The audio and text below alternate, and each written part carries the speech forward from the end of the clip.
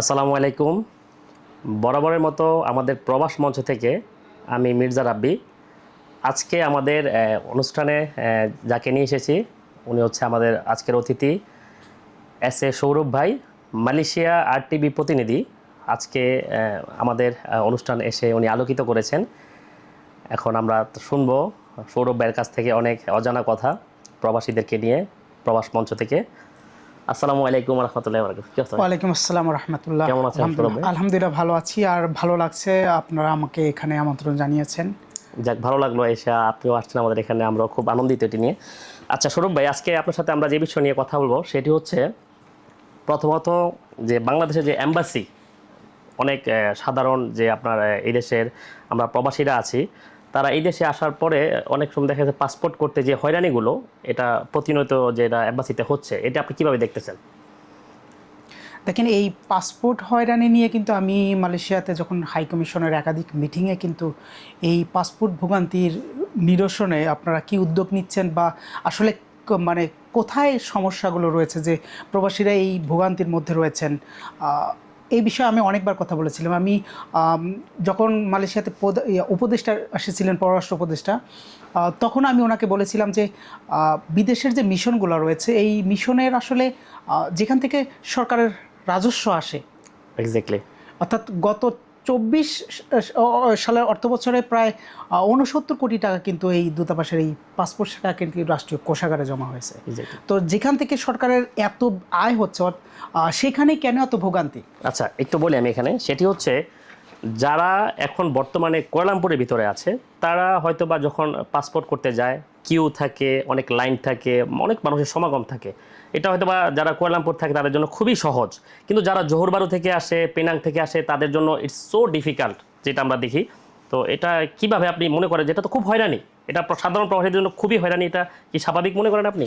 না, আসলে এটা একেবারেই অস্বাভাবিক। আপনি যদি দেখেন যে এখানে থার্ড পার্টি একটা কোম্পানি কিন্তু বর্তমানে পাসপোর্টের যে সার্ভিসটা দিচ্ছেন, আপনি যদি দেখেন যে আসলে এই কোম্পানিটার সাথে কিন্তু চুক্তি হয়েছিল কুয়ালালামপুরের বিভিন্ন প্রদেশে কিন্তু তারা আসলে তাদের অফিস করবেন এবং সেই ওই প্রদেশ থেকে আসলে তারা ওই অফিসে গিয়ে সার্ভিস দেবে। লাইক আপনি জহুর বারুতে একজন থাকেন, তো জহুর বারুতে যদি আপনি অফিস করেন তাহলে জহুর বারুতে যে প্রবাসী রয়েছেন ওনার কিন্তু আসলে কুয়ালালামপুরে এসে পাসপোর্ট সার্ভিস নেওয়ার কোনো প্রয়োজন নেই। কিন্তু এই চুক্তিভঙ্গর পরেও আসলে তারা তাদের সেবা দিয়ে যাচ্ছে। আমার মনে হয় এখানে দূতাবাসের যারা সংশ্লিষ্ট কর্তৃপক্ষ রয়েছেন তাদের আসলে এই বিষয়গুলো দেখা উচিত যে আসলে এই কোম্পানিটা চুক্তিভঙ্গ করে প্রবাসীদের যে ভোগান্তি। একটু ইন্টারাপ্ট করি ভাই আমি আপনাকে, এটা কি তাহলে বাংলাদেশ এম্বাসি বা যারা বাংলাদেশের প্রতিনিধি অফিসার আছে তাদের ব্যর্থতা আপনি মনে করেন? এটা শুধুমাত্র বাংলাদেশ এম্বাসির ব্যর্থতাই না, আমি মনে করব যে এটা পররাষ্ট্র মন্ত্রণালয়ের ব্যর্থতা। আপনি দেখেন আরেকটা বিষয়, বাংলাদেশি যদি কোনো আমাদের ভাই মৃত্যুবরণ করে তার লাশটিও কিন্তু দেশে ঠিকমতো তারা পাঠাতে পারে না। এটা কি আমি তো মনে করি এটা টোটালি তাদের একটা ব্যর্থতা, সরকারের ব্যর্থতা। আপনার হাত বদল হয়েছে কিন্তু জুলুমের হাত কিন্তু বদল হয় না, জুলুম কিন্তু আসতেছে একের পর এক। তাহলে এটা কি প্রবাসীরা কেন ভুক্তভোগী? আসলে এইটার আমার দৃষ্টিকোণ থেকে আমি চাই যে একজন বাংলাদেশি তিনি যখন রেমিটেন্স পাঠিয়েছেন, অ্যাজ এ রেমিটেন্স ফাইটার আমরা যাকে বলি, তো এই রেমিটেন্স ফাইটারের যখন মৃত্যু হয় তো তারপরে লাস্টটা আপনি যেটা বলছিলেন আসলে দেশে প্রেরণের সময় বেশ করুণ পরিণতি আমরা লক্ষ্য করি। তো আসলে এইটা খুবই দুঃখজনক, এক কথায় করুণ পরিণতি যেটা বলছিলাম। আমি চাই যে সরকার যেন এই যে প্রবাসীর যে লাশ সরকারি খরচেই যেন অল্প সময়ের ভিতরে দেশে নেওয়া যায়। আপনি দেখবেন যে সাধারণত নর্মাল একটা বিমান টিকিটের দাম এখানে হয়তো মালয়েশিয়ায় 500 রিঙ্গিত বা 1000 রিঙ্গিতের মতো হয়, কিন্তু দেখবেন যে একটা লাশ প্রেরণে কিন্তু আসলে 6 থেকে 6,500 রিঙ্গিত খরচ হয়ে যায়। এইটা আসলে ওই সময় একজন প্রবাসীর পরিবারের পক্ষে হয়তো টোটালি সম্ভব না। আচ্ছা, আমরা যেটি আপনার সৌরভ ভাইয়ের কাছ থেকে শুনতে পেলাম, জানলাম উনি চাচ্ছেন যে এটা আপনার আমাদের সরকারের পক্ষ থেকে যেন প্রবাসীর লাশটি ঠিকমতো দেশে যায়, এটি যেন সরকার সঠিকভাবে সাহায্য সহায়তা করে একজন সাধারণ প্রবাসীকে। তারপরে দ্বিতীয় বিষয় যেটি হচ্ছে ভাইয়া, যখন একজন বাংলাদেশি তার পরিবারের কাছে দেশে ছুটিতে যায় তখন এয়ারপোর্টে বাংলাদেশে খুবই হ্যারাসমেন্ট হয়, আপনার লাগেজ কাটাকাটি, তারপর হচ্ছে জরিমানা, খুবই কি হয়, এটা কীভাবে দেখেন আপনি বিষয়গুলো? দেখেন, এটা আসলে অপরাধ যে শুধুমাত্র বাংলাদেশে হয় বিষয়টা তা না, অন্যান্য দেশে এরকম অপরাধ হয়, কিন্তু আপনাকে দেখতে হবে যে একজন অপরাধের শাস্তি কতটুকু নিশ্চিত হচ্ছে। আচ্ছা বাংলাদেশের ক্ষেত্রে আমি বলবো যে আসলে শাস্তি নিশ্চিত হচ্ছে না। আপনি যদি দেখেন যে এয়ারপোর্টের লাগেজ যে চুরি হচ্ছে বা লাগেজ কেটে যাচ্ছে, এটা কে কাটছে? নিশ্চয়ই উগান্ডার কোনো নাগরিক এসে কাটছে না। জি অবশ্যই এটা অবশ্যই আমাদের দেশের যে সাধারণ দায়িত্বরত যারা রয়েছেন তারাই কাটছেন।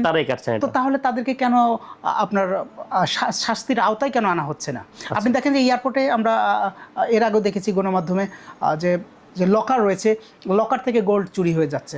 আপনি একটা আশ্চর্য বিষয় দেখেন যে এয়ারপোর্টে একটা লকার থেকে গোল্ড চুরি হয়ে যাচ্ছে। আচ্ছা আরেকটা বিষয় আমি লাস্ট আপনার গত সপ্তাহে আমি একটা নিউজ দেখলাম এটি টিভিতে, যে যারা হয়তো বা চোরাচালান করে তাদেরকে হয়তো বা এয়ারপোর্টে হ্যারাসমেন্ট করতে পারে বা তাদের লাগেজ কাটবে, তাদেরকে চেকিং করবে, কিন্তু একজন দেখলাম যে আপনার গেটম্যান, যে আপনার হচ্ছে ইফ নট মিস্টেক সেটা হচ্ছে বিডিআর, যে আনসার থাকে, যে আনসারের দেখলাম পুরো প্যান্ট জুড়ে হচ্ছে ফোন আর ফোন। তাহলে এয়ারপোর্টের কর্মকর্তারা যদি এগুলো করে তাহলে সাধারণ মানুষ তো করবে, এটা স্বাভাবিক। তো এটা তাহলে এটা সমাধান কি? এইটা আসলে ওই যে আমি যেটা বললাম যে শাস্তি নিশ্চিত করতে হবে। আমরা আমাদের দেশের যে অপরাধগুলো হয়, বেসিক্যালি অপরাধীরা আসলে তাদের অপরাধ করে পার পেয়ে যায়, যে কারণে এই অপরাধটা পরবর্তীতে অন্য কেউ করতে আসলে উৎসাহিত হয়। যদি কঠিন শাস্তি নিশ্চিত করা হয় তাহলে দেখা যাবে যে পরবর্তীতে ওই একই অপরাধ অন্য কেউ করতে আসলে ভয় পাবে, অর্থাৎ অপরাধের প্রবণতাটাও কিন্তু কমে যাবে। তাহলে আর কি আপনি বলতে চাচ্ছেন দেশে আইন আছে, আইনের প্রয়োগ নেই? এটা আমি অবশ্যই বলতে পারি, দেশে আইন আছে, আইনের প্রয়োগ নেই। আচ্ছা ভাই, যথেষ্ট প্রয়োগ নেই। আচ্ছা লাস্ট আপনার কাছে একটা প্রশ্ন নিয়ে আমরা আসতেছি, সেটি হচ্ছে আপনার, আমি সবসময় বরাবর, এটা আমার যারা প্রিয়জন আছে যে মালয়েশিয়া, তাদেরকে আমি সবসময় বলি যে আমরা এখানে আসছি মালয়েশিয়াতে আমাদের শুধু অর্থ উপার্জনের জন্য না, আমাদেরকে রিপ্রেজেন্ট করার জন্য। আমরা অনেক সময় দেখি আমাদের আসলে বাংলাদেশিদের প্রতি এই দেশের মানুষের খুব ভ্রান্ত ধারণা, লোকালদের। অনেক সময় আমরা দেখা গেছে এলআরটি এমআরটি যে মেট্রো ট্রেনগুলো, এগুলোতে উঠলেই আমাদের যে ভয়েস টোন, তারপর হচ্ছে ফোন যে নন স্টপ বাজে, তারপর হচ্ছে এগুলো আসলে তারা খুব দৃষ্টিকটুভাবে দেখে। এটা আসলে আমরা কিভাবে আমাদের নিজেদের মান উন্নয়ন করবো? আমরা প্রবাসে এসে শুধু কি অর্থ উপার্জন করতে আসি না, মান উন্নয়ন করতে আসছি আমাদের নিজেদেরকে? দেখেন, আপনি সুন্দর একটা বিষয় বলছিলেন। আসলে আমরা কিন্তু এ দেশে আসছি আমাদের জীবনের আর্থিক সচ্ছলতা ফেরানোর জন্যই কিন্তু আমরা এদেশে আসছি। আমরা আয় রোজগার করব, আমাদের দেশে থাকা পরিবারগুলো ভালো থাকবে, দেশের রেমিটেন্স পাঠিয়ে অর্থনৈতিক চাকাকে সচল করব, একই সাথে বাংলাদেশকে কিন্তু রিপ্রেজেন্ট করব। আমি যদি এখানে কোনো অপরাধের সাথে সম্পৃক্ত হয়ে পড়ি তাহলে কিন্তু দেখা যাবে যে আমি আসলে কোন দেশের নাগরিক, সেইটা একটা বিষয় থাকে। তো আমি মনে করি যে এই দেশে আসলে আমরা অনেকটা লাইক অতিথি পাখির মতো। আমাদের যেহেতু পাখির হয়তো কথা বলতে পারে না, পাখির হয়তো মানুষের ভিতর মতো সেই বোধ নেই, কিন্তু মানুষ তো আমরা। আমাদের তো উচিত আসলে যখন এই দেশে আমরা থাকবো, এদেশের মানুষের সাথে সফটলি কথা বলবো, পোশাক পরিচ্ছদ পূরণ হোক, কিন্তু সেটা আসলে যেন পরিষ্কার থাকে।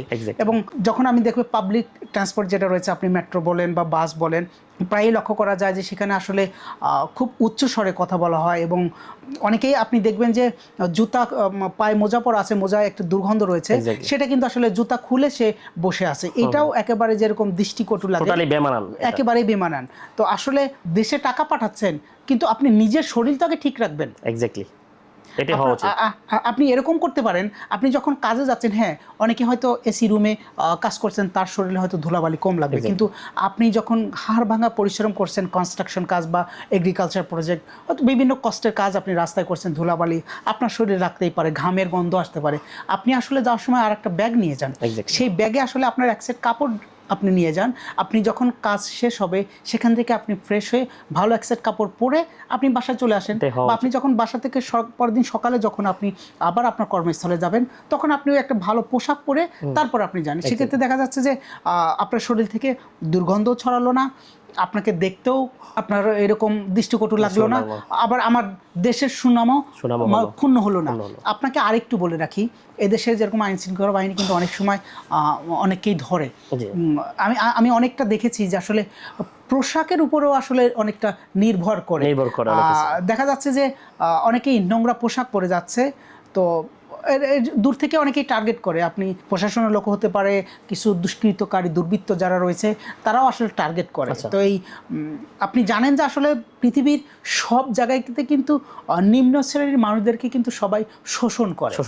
তো সেক্ষেত্রে পোশাক আশাকের একটু যদি পরিষ্কার পরিচ্ছন্নতা থাকে, একদিকে হচ্ছে আপনার নিজেরও চলতে ফিরতে ভালো লাগবে, দেশেরও সম্মান আপনার কারণে কোথাও ক্ষুণ্ণ হবে না, অনাকাঙ্ক্ষিত কোনো দুর্ঘটনাও আমার মনে হয় যে আপনি অনেক জায়গা থেকে আল্লাহ আপনাকে মুক্ত করবে। সৌরভ ভাই, আজকে আমরা তাহলে এখানেই শেষ করতে হয় আমাদের অনুষ্ঠান। আমাদের সৌরভ ভাই মালয়েশিয়া RTV প্রতিনিধি হয়ে আমাদের স্টুডিওতে আজকে আসলেন।